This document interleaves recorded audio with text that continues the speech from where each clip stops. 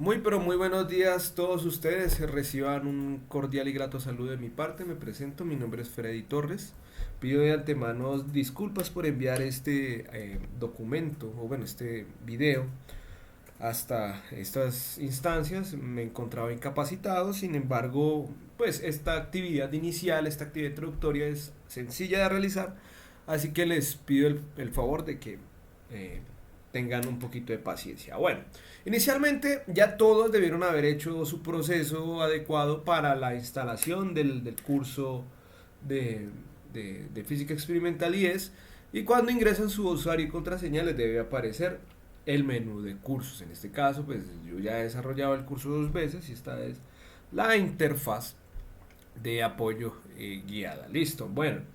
Entonces, lo primero que nosotros tenemos que hacer es ingresar a nuestro curso. En este caso, bueno, iniciado el 21 de octubre, iniciamos el 21 de octubre, como les dije, pues se trasladaron las fechas un poco debido a unas situaciones particulares con algunas entidades universitarias. Entonces, todo el curso está en español, a pesar de que diga portugués, aunque ustedes si quieren, si manejan más el inglés, también lo pueden hacer desde inglés. Bueno, entonces este curso de física experimental eh, les presenta al inicio su mensaje de bienvenida, les dice: estimados participantes, bienvenido al curso de física experimental. En ese momento puede acceder al tema preparación para el curso, donde puede encontrar una breve presentación del curso, información general al respecto y también instrucciones detalladas sobre el material. Entonces yo les invito a que ustedes exploren, por ejemplo, si aquí le damos ver más, vamos a encontrar mayor información sobre lo que vamos a encontrar. También tenemos la opción en inglés, como se los decía. Entonces vamos directamente al grano a desarrollar y a iniciar nuestro curso guiado, orientado de mi parte para que lo tengan presente. Entonces vamos a iniciar con nuestra introducción del curso. Vamos a irnos aquí donde dice preparación del curso, introducción. Entonces aquí en la introducción ustedes van a encontrar un video, vamos a replicarlo y a verlo para que nosotros empecemos a entender todo lo que necesitamos saber. Les presento, él es Horacio Fernández, quien lidera el proyecto del World Pendulum Alliance y también nuestro curso MOOC desde el IST en Portugal. Algunos profesores que están inscritos acá lo van a conocer ahorita en 15 de noviembre cuando vengan a su visita técnica. Entonces vamos a poner atención. El video, él habla aquí en algunos hablan en inglés, otros hablan en portugués, pero si ustedes miren acá, aquí vamos a tener el closed caption. Nosotros lo primero que tenemos que hacer es aquí elegir en español para poder entender lo que nos está diciendo. Ahora, no hay necesidad también, si ingresamos desde el YouTube, podemos verlo en grande y aquí va a aparecer el closed caption. Entonces, vamos a iniciar.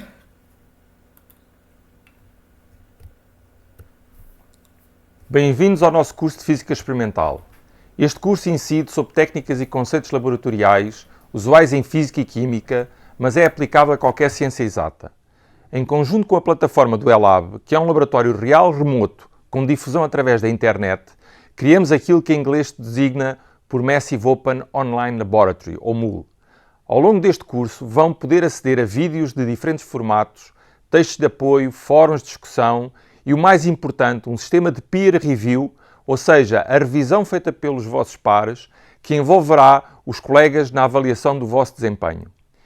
Este sistema de peer review permite criar um momento de avaliação muito preciso no tempo, onde cada um de vós submeterá o seu relatório e avaliará relatórios submetidos pelos restantes colegas. Esta ferramenta tem uma enorme vantagem pedagógica de permitir que, ao ler e corrigir relatórios de colegas, o participante aplica e amplia os seus conhecimentos, desenvolvendo as capacidades de colaboração e de espírito crítico. O curso está organizado da seguinte forma: a essência ocupa as primeiras semanas do curso e introduz conceitos fundamentais no campo da física experimental, tal como são os conceitos de precisão e exatidão, os algarismos significativos, a propagação dos erros experimentais nas equações e, finalmente, como poderemos efetuar um ajuste numérico de uma função teórica aos resultados experimentais que obtivemos. Nas restantes semanas temos o tópico Sou mais leve no Equador? Neste é apresentada a experiência bastante conhecida do pêndulo físico. Para melhor entender esta experiência, usaremos ferramentas da física, tais como a análise dimensional, o balanço energético.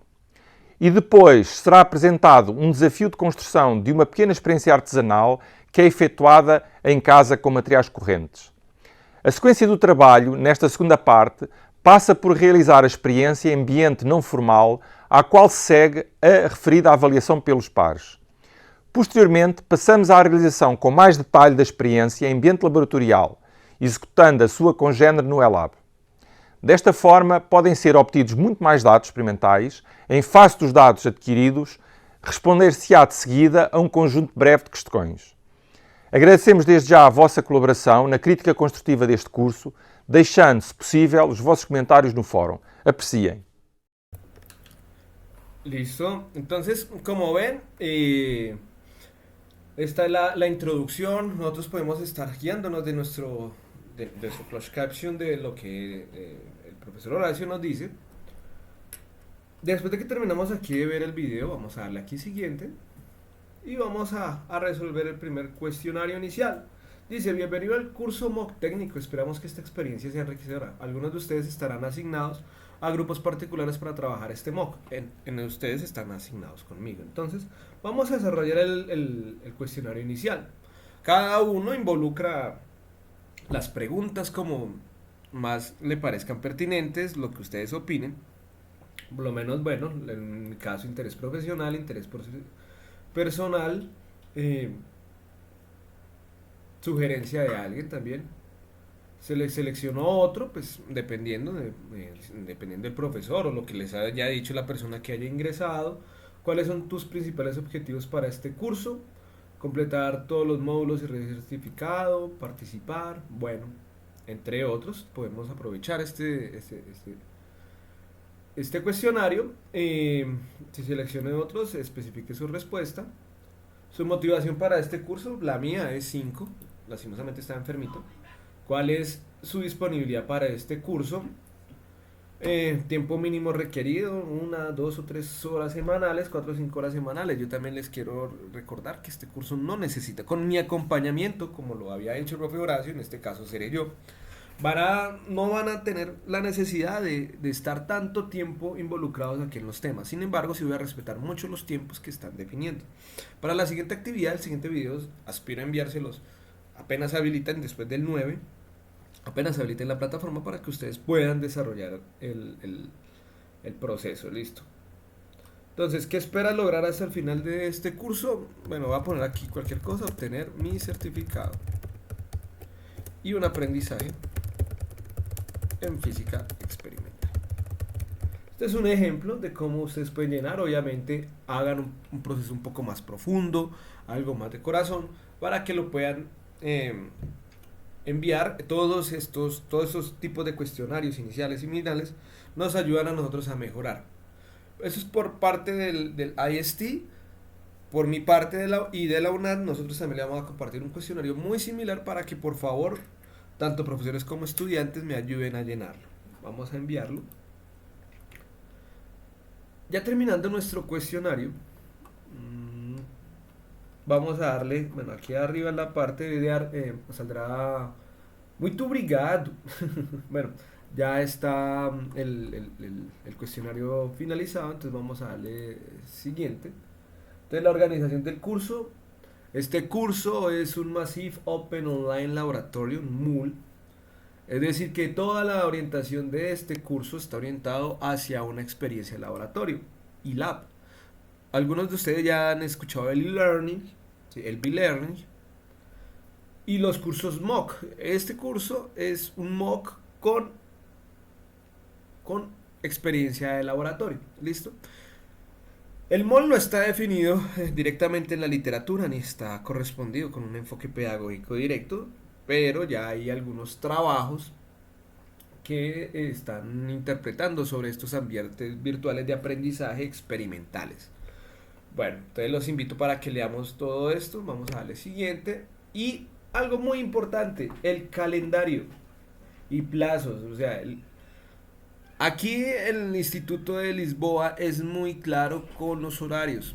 Por favor, deben tener mucho cuidado a la hora pues, de realizar sus aportes, no irse a pasar. No son muy complicados, realmente el curso es corto en contenidos.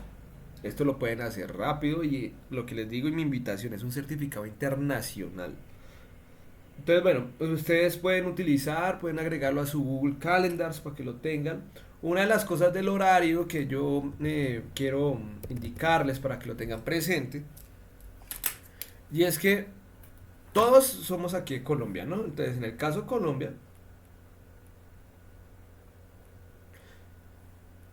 nosotros pues con respecto a Portugal tenemos una diferencia de 6 horas. Es decir, por ejemplo, para la unidad uno, que es la primera actividad, tenemos plazo para entregarla el día lunes. El día lunes es 1 de noviembre, si no estoy mal.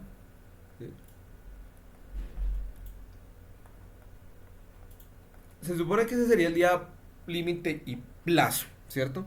Sin embargo, por esa diferencia de 6 horas, nosotros tenemos que entender que no podemos entregarlo a las 11:59 y 59. Sería nuestra fecha límite. Realmente nosotros tendríamos, asemejando el horario de Portugal con Colombia, hasta las 5:59. Con 59. Listo, PM. Entonces, esto quiero que lo tengan muy claro porque el semestre pasado hubo algunas dificultades con los estudiantes porque me decían, profe, es que lo que pasa es que el curso ya me cerró, no pude subirlo y era 1 de noviembre en este caso, digamos, era 1 de mayo. Y yo les decía, muchachos, pero tienen que tener cuidado con el horario, con el horario. Bien, entonces continuemos. Aquí en este calendario les va a aparecer las actividades. De una vez definamos, miren, la primera actividad que es la que tienen que entregar. Bueno, hoy estamos a 29, 30, 31. Me voy para mi siguiente mes. Entonces, aquí aún no lo han actualizado, como veo. Bueno, pero generalmente por acá aparecen las actividades que ustedes tienen que empezar a trabajar. Bueno, les voy a mostrar cómo debería aparecer. Pero bueno, ahorita en otro momento. Bueno, entonces vamos a tener un foro de discusión. Para los estudiantes de la UNAD están más acostumbrados a un foro de discusión. No es obligatorio participar, pero sería interesante porque de allí la idea es que sus tutores los retroalimenten. Bueno, eso también tiene errores. Por ejemplo, uno de los errores que voy a notificar en esos momentos será el del calendario que no aparece de manera adecuada. Bueno, la evaluación tenemos aquí que los ejercicios teóricos son de 30%. Los ejercicios teóricos son muy sencillos y con mi guía y orientación los vamos a entender y cumplir con su objetivo. Em, Tenemos la primera revisión, que es una evaluación por pares, y los pares van a ser todos ustedes. Por ejemplo, yo presento mi trabajo, que es un informe, y ese informe me lo evalúan 5 personas que también estén inscritos al MOOC. Y los certificados, pues ustedes tienen que obtener al menos 60% de las actividades de la evaluación exitosamente. En el caso de estudiantes UNAT, únicamente en el caso de estudiantes UNAT, si ustedes obtienen ese 60%, para mí, dentro de la UNAT es un 100%. ¿Por qué? Porque es el certificado, lo que yo espero que ustedes obtengan.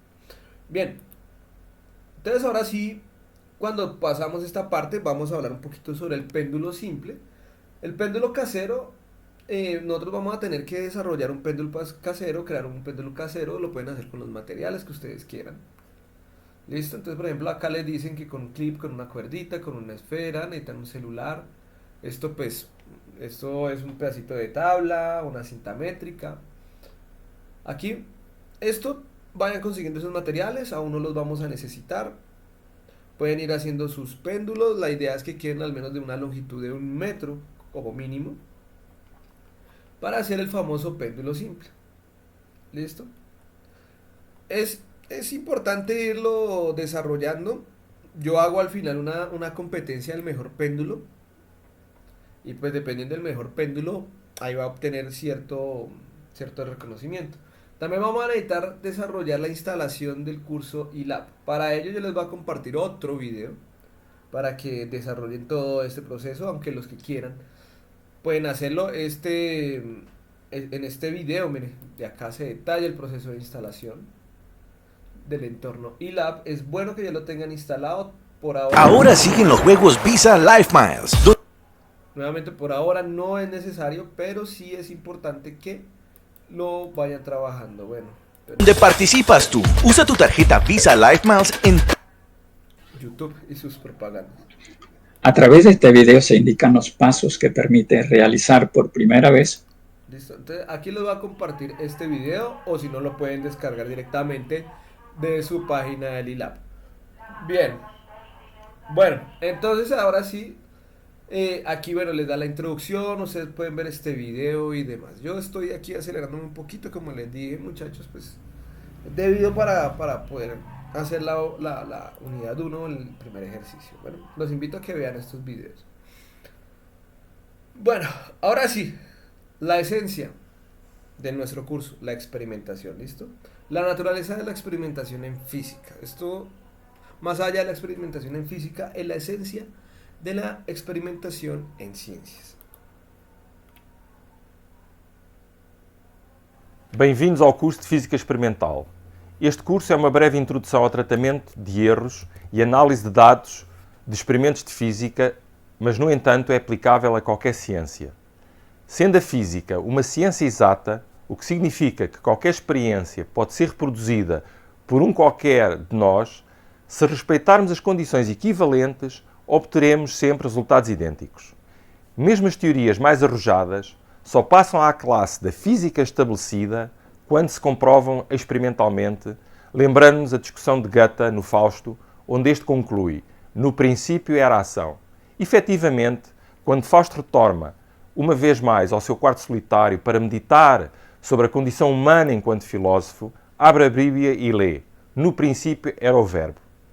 Considerando este princípio cosmicamente inadequado, procura uma alternativa e finalmente escolhe e transcreve um novo princípio. Este princípio diz: no princípio era a ação.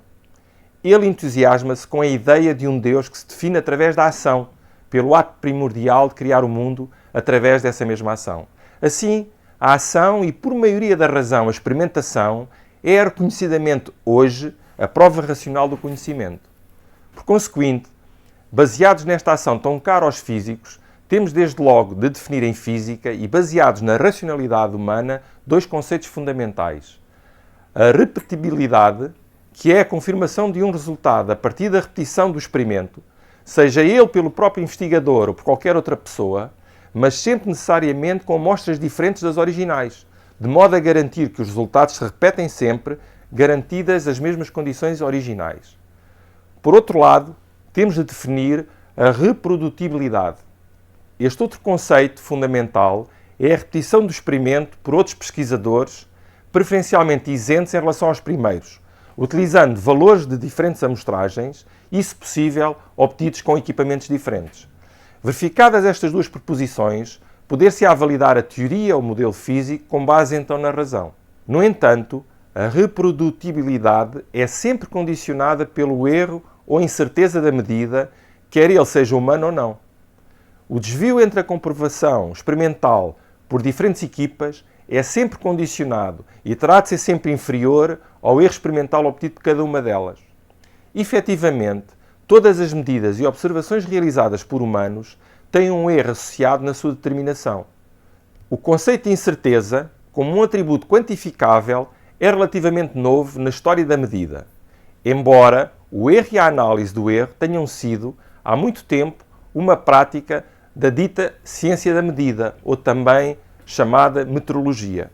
É agora amplamente reconhecido que, quando todos os componentes de um erro, conhecido ou suspeitos, tenham sido avaliados e as correções adequadas tenham sido aplicadas, ainda permanece, porém, uma incerteza sobre quão correto é o resultado declarado.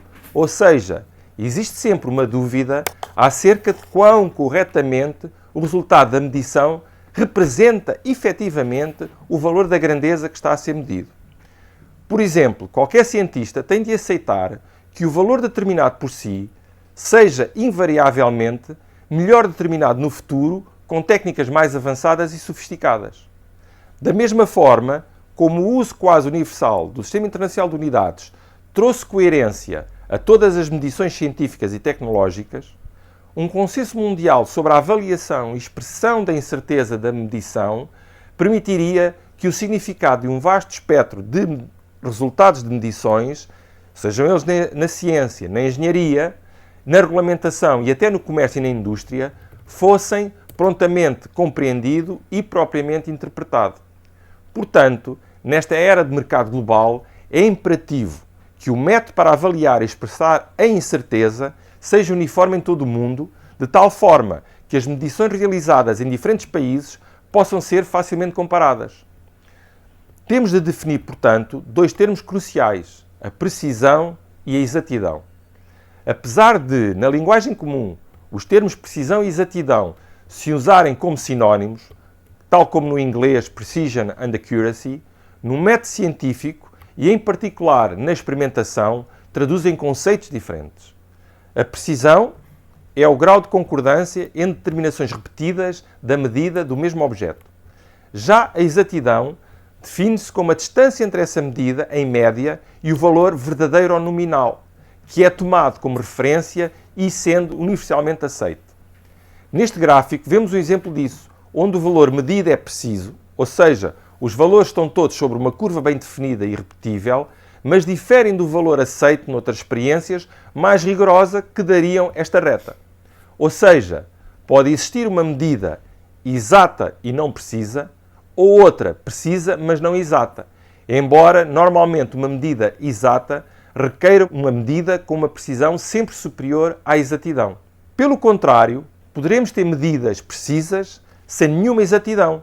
Por exemplo, quando um aparelho está completamente descalibrado e indicando recorrentemente o mesmo valor para uma certa medida. O grande mérito de um experimentalista será obter simultaneamente a melhor exatidão e, por consequência, precisão possíveis. A distância entre a medida e o valor exato, que é sempre desconhecido, damos o nome de erro ou incerteza experimental. Note-se que numa atividade experimental em geral, o valor da grandeza não é conhecido a priori, pelo que naturalmente também não é possível calcular o valor do erro.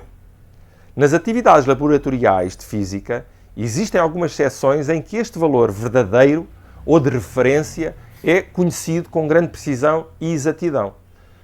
Por exemplo, a carga e a massa do eletrão, a velocidade da luz, entre outros, porque são resultados de muitas medições em condições diferenciadas e conduzidas por diferentes cientistas. Outra zão, onde não se conhece o verdadeiro valor, por exemplo, o comprimento de um objeto dependente da temperatura da sala, o índice de refração de um prisma para um certo comprimento de onda, etc. E só nos aproximamos do valor de referência através de medidas por vários métodos distintos. Estes eliminam entre si, em princípio, as imprecisões da medida, usando uma estatística mais ampla e podemos obter assim um valor mais exato. A esta distância ou desvio da medida exata damos por conseguinte o nome de erro ou incerteza experimental. A incerteza experimental vai ser então o tópico do nosso próximo vídeo. Vemo-nos lá. Listo, bueno, entonces miren que desde aquí, desde el video, ya nos están diciendo y nos están introduciendo a un tema muy interesante que básicamente es el tema que más nos importa o nos interesa ahorita en el proceso de aprendizaje, que es sobre las mediciones, bueno, hacer una buena medición desde el principio de incertidumbre. Entonces vamos a hablar un poquito de eso, ¿listo? Entonces, imagínense que ustedes deben hacer la medición de una circunferencia. Esta circunferencia, voy a poner 4 personas. Voy a poner aquí, no sé, a Camilo. Voy a poner aquí a Sandra, a Viviana, a Dayana y a Edgar. ¿Listo? Entonces, ellos 5 deben realizar la medición de esta circunferencia. A nosotros nos acostumbraron en que cuando nosotros queremos, no sé, vamos a medir el área de la circunferencia, nosotros nos dijeron que el área era pi por el radio al cuadrado.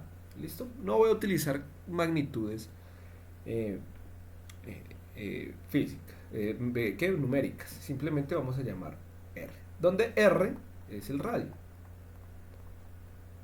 Si yo hago una experiencia de laboratorio y le digo, bueno, quiero que todos me calculen el área de la circunferencia, ¿sí? Entonces el propósito es calcular el área de la circunferencia. Entonces en el primer caso llega Camilo y él utilizó una regla para medir el radio desde aquí hasta acá. En la primera medición, ¿sí? Esto es lo que vamos a hacer. Lo primero que necesitamos es encontrar el radio. En esta primera medición, Camilo vio que el resultado le dio 5 centímetros. Y cuando tomó su regla, entonces él tomó su regla, vamos a buscar una reglita. Por acá estaban aplicaciones.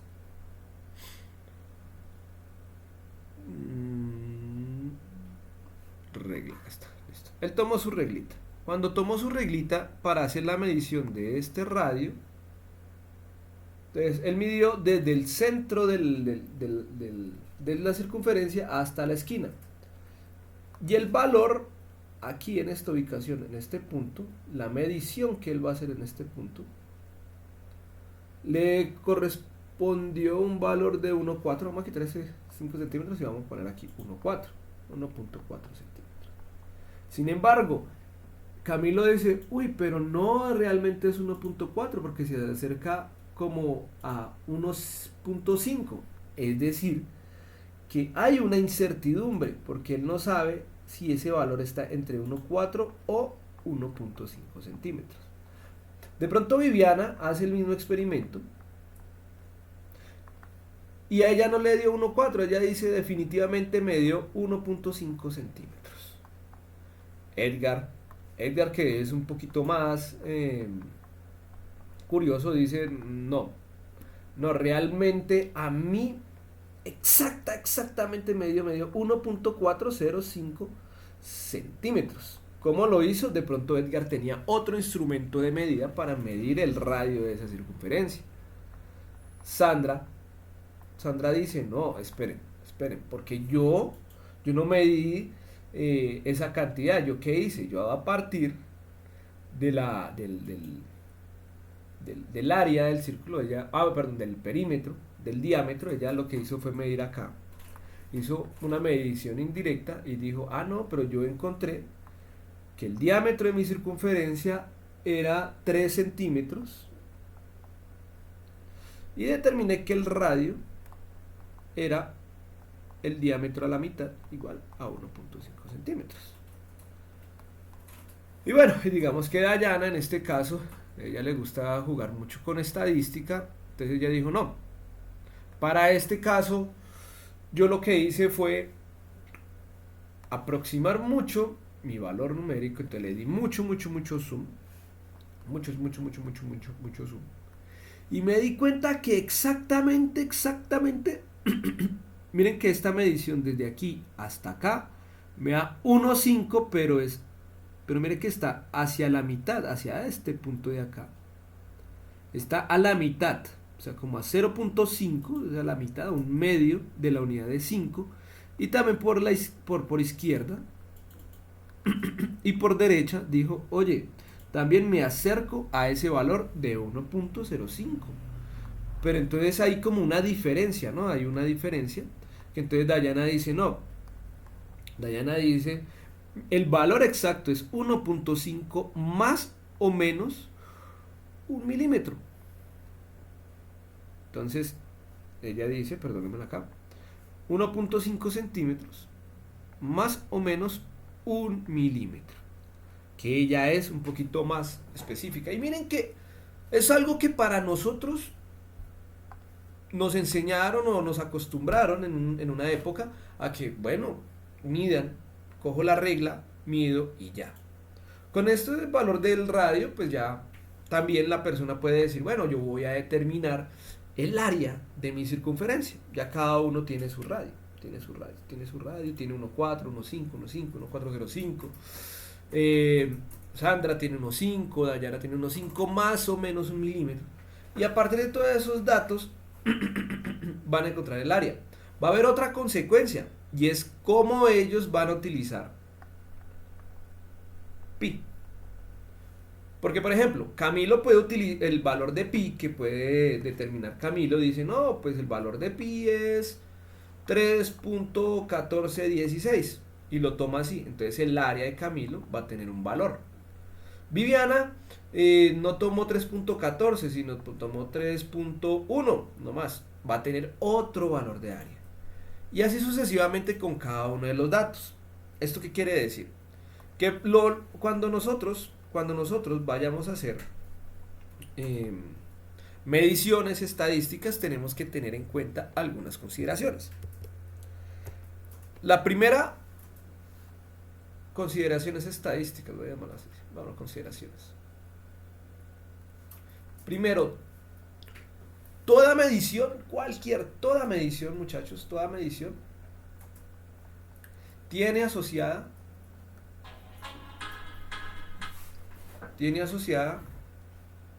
una incertidumbre.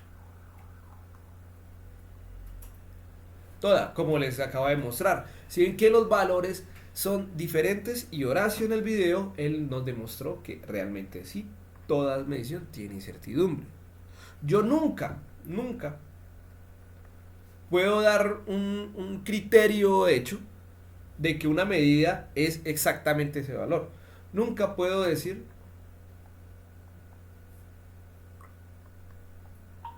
que una medida tiene un valor exacto. Siempre, como les decía, el número pi yo puedo tomarlo como 3.1416, pero también lo puedo tener como pi 3.1415, o puedo tomar mayor cantidad de decimales o menor cantidad de decimales, porque es un número muy grande, entonces la medición del área va a ser diferente para cada uno. Ahora, también con la medición del instrumento de medida, ¿no? Hay reglas que son con mayor precisión y con mayor exactitud que otras. Nosotros también tenemos que entender que el valor de un número, no, o sea, hacer una medición o hacer una medición no es suficiente. ¿Listo? No es suficiente. Debemos generar una estimación. En este caso, de los 5 estudiantes que estaban desarrollando el cálculo de la incertidumbre, la que sí tuvo, y el dato más, valga la palabra, más correcto, ¿sí? O más cercano, más aproximado, sería el de la profesora Dayana. Bueno, ¿por qué? Porque ella dijo, bueno, es que tiene 1 milímetro, entonces este valorcito de acá lo vamos a trabajar bastante. Esto es más o menos 1 milímetro. Yo no puedo asegurar, como les decía, yo no puedo decir que exactamente es 1,5, porque si yo le hago un zoom, es más, este valor de 1 milímetro puede que esa incertidumbre sea mayor o menor. Tendría que hacerle un super zoom. Si yo me voy acercando más y más a la medida, me voy a dar cuenta que pronto este espacio de acá es diferente al espacio de acá. Entonces, siempre, pilas, muchachos, tenemos que tener en consideración que toda medida no puedo asegurarle una precisión del 100%. Siempre tengo que acompañarla con una estimación de incertidumbre. ¿Listo? Estimación. ¿Qué es un estimado? Que yo digo es más o menos 1 milímetro. Hay dos formas de representar las incertidumbres. Por ejemplo, en el caso del radio, dijimos 15 centímetros, más o menos 1 milímetro. La forma adecuada sería expresar estos en las mismas unidades. Podemos expresar ya con respecto a las unidades, decir que que el radio es igual a 15.0 centímetros más o menos 0.1 centímetros, que sería la equivalencia de ese milímetro. O también ustedes van a encontrar en la literatura que esto lo podemos encontrar así como 15.0 y un paréntesis que me va a indicar 1. en centímetros. Este 1 me dice, afécteme después del punto ese valor. ¿Dónde? Puede ser este valor o estar entre 15.1 centímetros o puede estar, cuando es positivo, cuando es negativo, o sea, se le resta, puede estar entre 14.9 centímetros. El dato correcto, el dato exacto. Eso también es una forma de notación. Aquí solo cambia la notación. Bien, ¿qué otras cositas podemos determinar de lo que sería... Ay, perdóneme, me salí. ¿Qué otras cositas podríamos determinar de nuestros ejercicios? Nosotros vamos a entender que vamos a tener muchos tipos de errores, ¿sí? Muchos tipos de errores. Dentro de los errores vamos a tener unos que son los errores sistemáticos, unos errores que dependen de su tipo de naturaleza, van a ser o no van a ser considerados dentro de nuestra medición. Entonces, nosotros dentro de la estructura de errores sistemáticos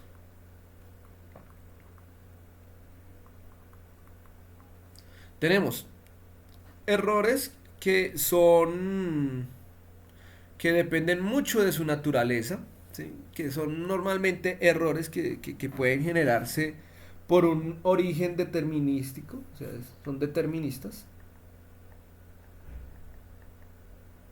Estos errores sistemáticos lastimosamente no son posibles, ¿sí? O sea, no se pueden desarrollar análisis estadístico, no se desarrolla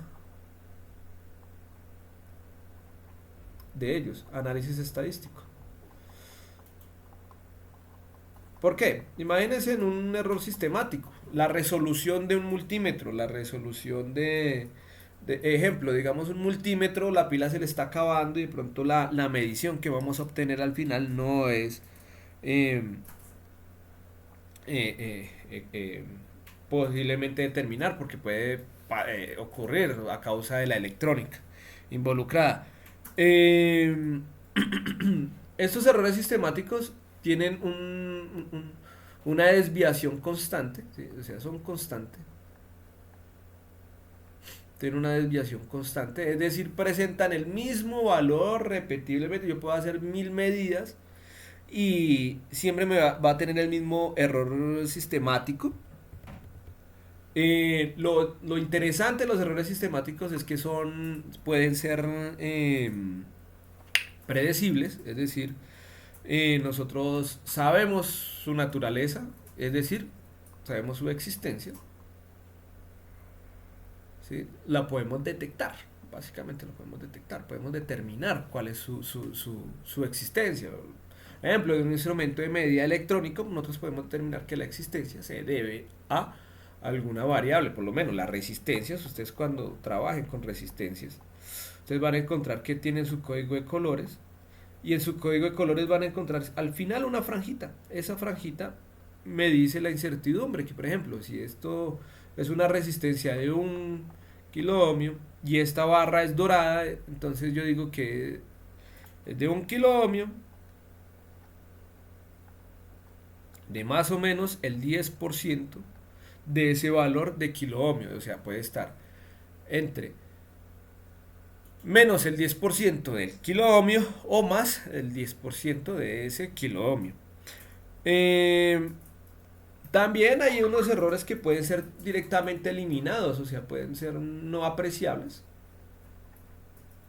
O sea, se pueden eliminar. ¿Cómo se pueden eliminar? Pues sacándolos del conjunto de situaciones que van a representar nuestro sistema, porque su naturaleza no nos importa o su valor es muy pequeño. Vamos a tener otra parte que son los errores aleatorios. Los errores aleatorios ocurren en laboratorio de manera muy común, ¿sí? Esos errores aleatorios pues, dependen también de su naturaleza estocástica. Eso es evidente, como se mencionó anteriormente, este tipo de errores no pueden ser detectados, a diferencia de los sistemáticos. Esos aleatorios no son detectados. Por ejemplo, estos errores aleatorios dependen de lo que en ingeniería se conoce como variables exógenas. Ejemplo, si yo estoy en mi casa y voy a hacer una medición en un sensor de temperatura, y hoy me dio ese sensor y estoy midiendo la temperatura de una caldera, de una estufa, y yo aquí le pongo la variación de temperatura, hoy tuve un resultado de, no sé, de 100 grados Celsius. Mañana, irónicamente, tuve un resultado de 9.9 grados Celsius. No sé, encontrando el punto de ebullición. Y pasado mañana, cuando yo vaya a mirar, el valor me dio 102 grados Celsius. ¿Pero por qué? Claro, hay una variable que no podemos, una variable exógena que no podemos modificar del ambiente. ¿Y cuál es? Pues la temperatura ambiente. Recuerden que aquí, por ejemplo, hoy la temperatura ambiente fue de 30 grados, mañana pudo haber sido de 20, pasado mañana pudo haber sido de 35.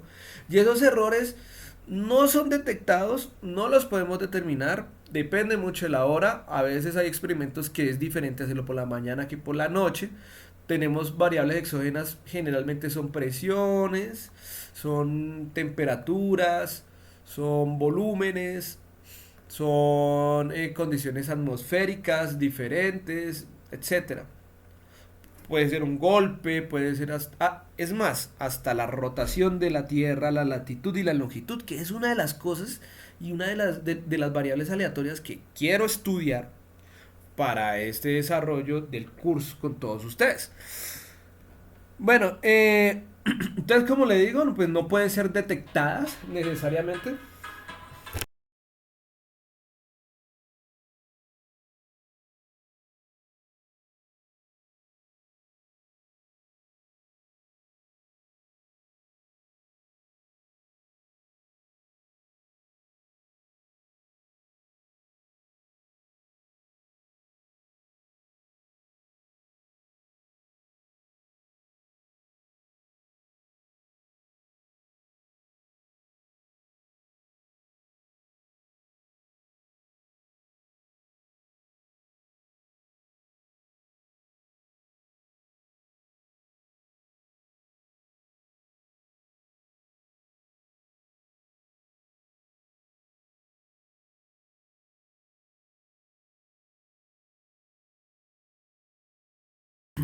Disculpen, me entró una llamada precisamente de lo de COVID. Entonces estaban insistentes. Bueno, entonces aquí tenemos errores aleatorios que no son detectados, precisamente porque son de condiciones atmosféricas y esporádicas. Eh, ¿Podemos minimizarlos? Sí, podemos minimizarlos. Se pueden minimizar.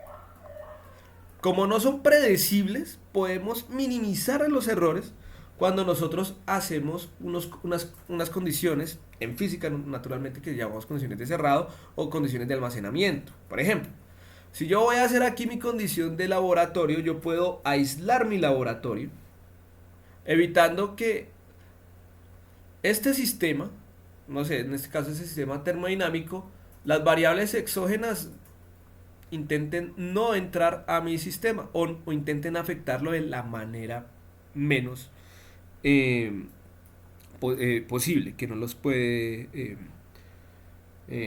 afectar tanto, ¿listo? Pero nunca, nunca, nunca se pueden anular, nunca, nunca se pueden anular. Por ejemplo, en los experimentos de vacío que hacen, siempre queda al menos una pequeña muestra de vacío. Entonces, eso es importante tenerlo en cuenta. Listo. Son esporádicos, como les digo, son esporádicos. Al ser esporádicos, yo no puedo tener en cuenta en qué momento va a ocurrir un gran desvío o un pequeño desvío. dependiendo de su situación. Una de las cosas que sí quiero que queden claro, a pesar de que sean unos parámetros y unos errores aleatorios, sí pueden medirse, ¿sí? O sea, sí se puede hacer un análisis estadístico, sí se puede hacer un análisis estadístico. Esta estadística obviamente tiene una consideración y unos conceptos un poco más complicados de estudiar, pero que pueden desarrollarse de manera clara y concisa. Bueno, esta parte yo quería dejarla clara para que ustedes puedan generar el resto del constructo de su conocimiento. Bueno, continuemos aquí con nuestro video, con nuestra actividad. Creo que es acá. No, ese no era. Este está acá. Listo. Bien. Entonces, después de que miramos lo de la naturaleza de los experimentos, en la siguiente clase vamos a hablar un poquito sobre las medidas. Nosotros vamos a utilizar el sistema internacional de medidas, ¿listo? De unidades. ¿Qué es el sistema internacional? Nosotros, algunos profesores y más aquellos que tienen avanzada edad, suelen utilizar un sistema de medidas que ya no es utilizado a nivel mundial. Nosotros utilizamos el sistema internacional de medida.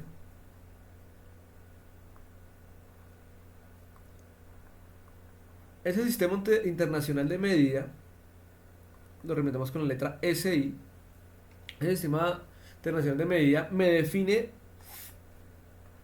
las tres unidades fundamentales, ¿sí? De longitud, de masa y de tiempo, como metros, la masa en kilogramos, ahorita les digo por qué kilogramos, la masa en kilogramos,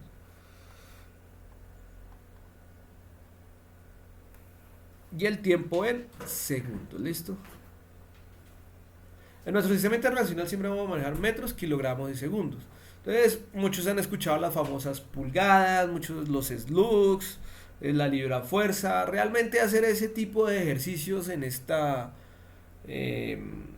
en nuestra actualidad no va a fortalecer más allá de hacer conversiones de unidades.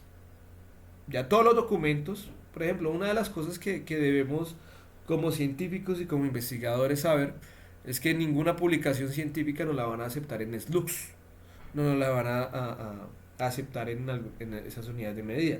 Generalmente los químicos utilizan moles, utilizan todas esas unidades de medidas. Las pulgadas aún siguen utilizándose en algunas partes de Inglaterra. Sin embargo, ellos cuando van a publicar un artículo científico tienen que pasar al sistema internacional, porque es un sistema que ya está apropiado a nivel mundial. Nosotros cuando vamos a hacer siempre los ejercicios de física, muchachos, o de química, nosotros siempre tenemos que pasar a estas unidades fundamentales de metros, kilogramos y segundos. En esas unidades fundamentales vamos a tener que los metros, pues un metro es 100 centímetros, un kilogramo son 1000 gramos, un segundo pues son, bueno, un 3600avo de hora. Y bueno, y así podemos calcular las unidades. Nosotros, metros no se representa así, tampoco se representa así, tampoco lleva un punto al final, ¿sí? Es metros, M nomás, ¿listo? Los kilogramos, ¿sí?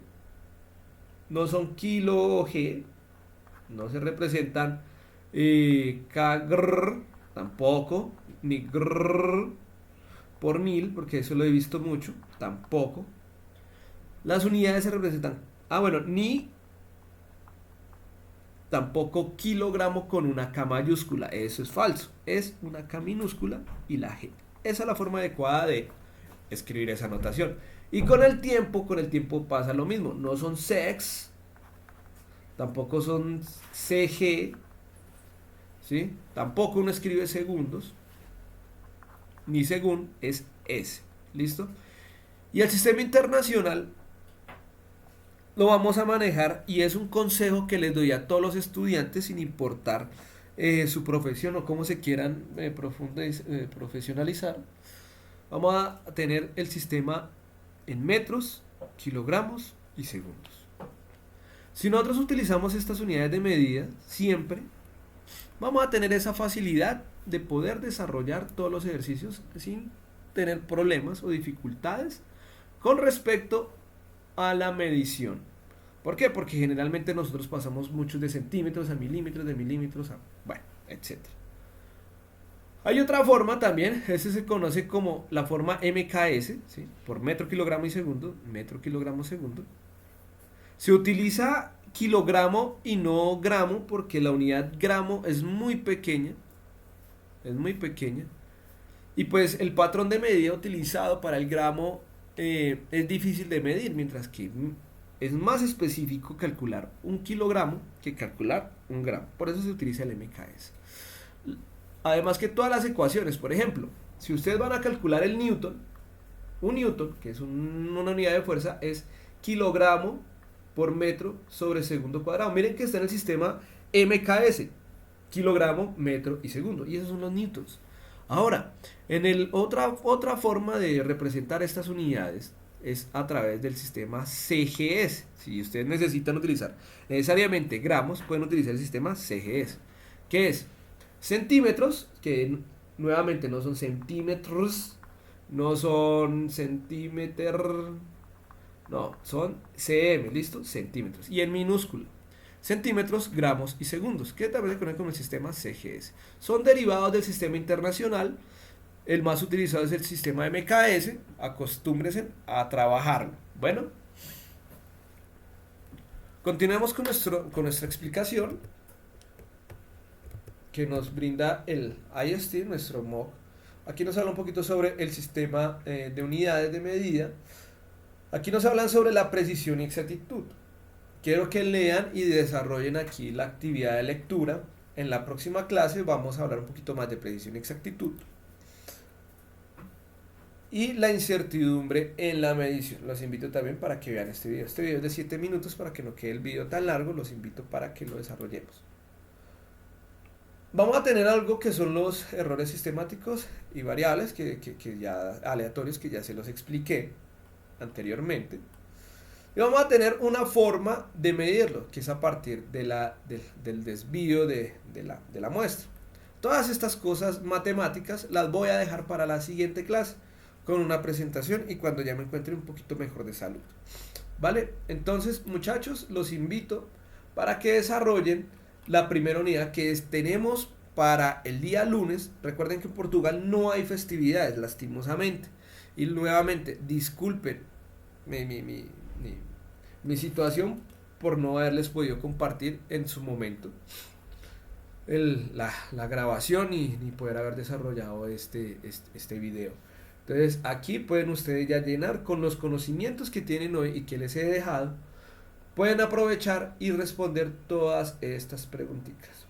Bueno, listo. Entonces, no siendo más, me despido sin antes agradecerles su eterna paciencia. Si no han abierto su curso de MOOC, están todavía a tiempo. Recuerden, hay una guía, hay una tutoría y si tienen dudas, pregúntenle a su tutor, por favor. Muchas gracias y que tengan un plácido día.